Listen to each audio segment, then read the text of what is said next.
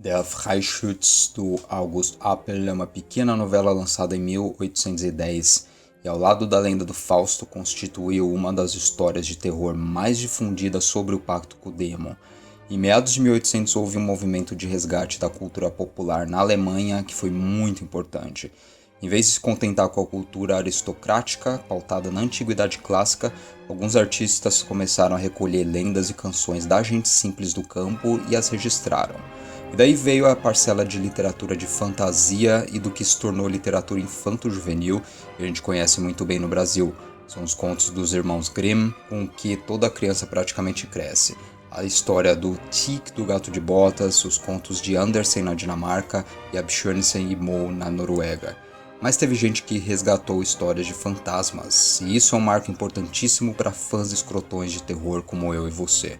Eu tive o prazer de traduzir Der Freischütz, que constará no volume de histórias de terror alemãs Phantasmagoriana, lançada pela editora do sebo Clepsydra e a Etia Editorial. Eu vou falar um pouquinho sobre essa história.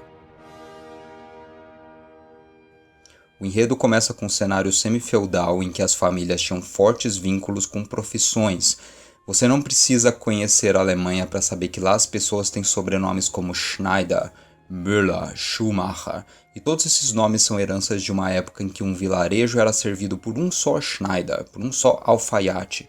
O pai alfaiate treinava seu filho na profissão, e este filho supostamente passaria o ofício para frente, ou casando sua filha com outro alfaiate de outro canto, ou treinando o próprio filho no ofício. Quebrar com isso era quebrar com uma tradição e, pior, deixar o vilarejo desassistido.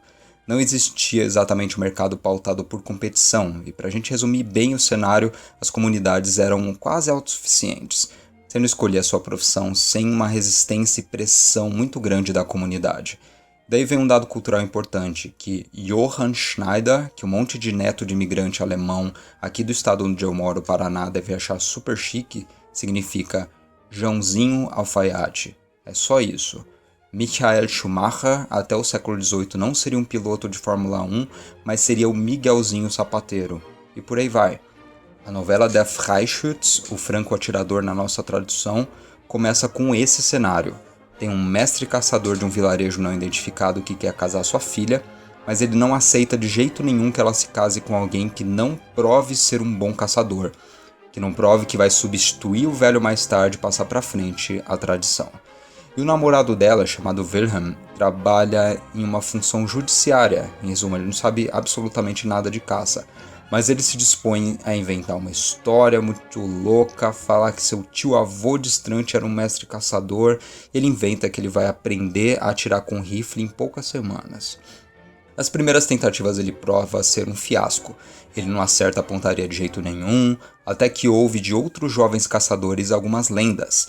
Em uma delas há uma história de caçadores que vendem a alma para Samiel, que é um dos generais de Satanás, em troca de tiros certeiros. Você põe um projétil no seu rifle, mira e invariavelmente ele vai acertar o alvo, por mais difícil que esse alvo seja. E a partir daí você já consegue imaginar o que vai acontecer. Sem spoiler aqui. O autor dessa novela, chamado August Appel, resgatou essa história de lendas de caçadores alemães de verdade. Há registros dessa lenda já no século XV, ela é super antiga. E cada profissão tinha sua tradição, suas gírias, suas lendas. Enquanto os irmãos Grimm estavam pegando histórias infantis, o Appel viu a oportunidade de trazer essa lenda de caça e lhe dar uma roupagem de horror. É que vocês reconhecerão descrições de romances góticos, de rituais satânicos, de sociedades secretas e tal. Quem está acompanhando a coleção Imaginário Gótico desde o lançamento de O Aparicionista do Schiller ou O Necromante do Flammenberg sabe bem do que eu estou falando. Já existia uma tradição literária incipiente muito interessada no oculto, e o Appel a mescla com uma faceta mais popular da cultura alemã do começo daquele século XIX. A gente decidiu adicionar o Franco Atirador à coleção, junto com outras novelas do Phantasmagoriana, em função da sua repercussão. Phantasmagoriana, é claro, é um livro inegavelmente influente na tradição do horror. Ele foi o livro que o Polidori, o Byron, o casal Shelley leram juntos e foram magicamente inspirados a escrever textos definitivos na tradição gótica. O Frankenstein da Mary Shelley, o Vampiro do Polidori e tudo mais. Só que na Alemanha, o Franco Atirador foi o texto que mudou tudo. Já nos anos 1820, um compositor de ópera chamado Carl Maria von Weber ficou espantado com a novela do Apel e a adaptou para os palcos. Então a gente tem o Der Freischütz, a opus 77 do repertório de Weber, é só a primeira ópera do romantismo na música erudita. As óperas do Mozart e do Beethoven foram inegavelmente importantes, mas ainda eram muito pautadas em modelos italianos. Mozart mesmo não acreditava que a língua alemã se encaixava bem no repertório da ópera. Ele compunha em italiano. Então o Weber foi importante para a história da ópera até o Richard Wagner, também por ter sido aclamado como o mais alemão dos compositores, retratando lendas locais em língua local. Mais uma vez, o texto do Apel, quase sem querer, foi importante na história da cultura. E também foi para a geração beatnik, lá nos Estados Unidos do século XX. Essa história é super estranha, porque vocês devem conhecer o William Burroughs, o autor de Junkie, cronista da vida dos viciados em heroína do começo do século. Também uma figura central para a identidade das subculturas a partir dos anos 60.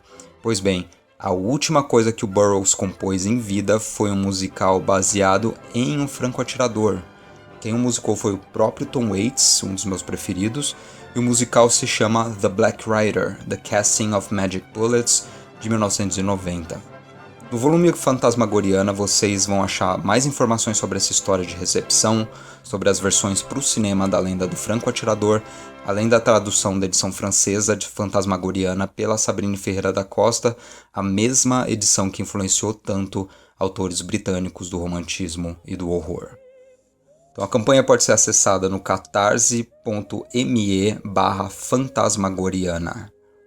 Eu deixo aqui um abraço para todo mundo e valeu!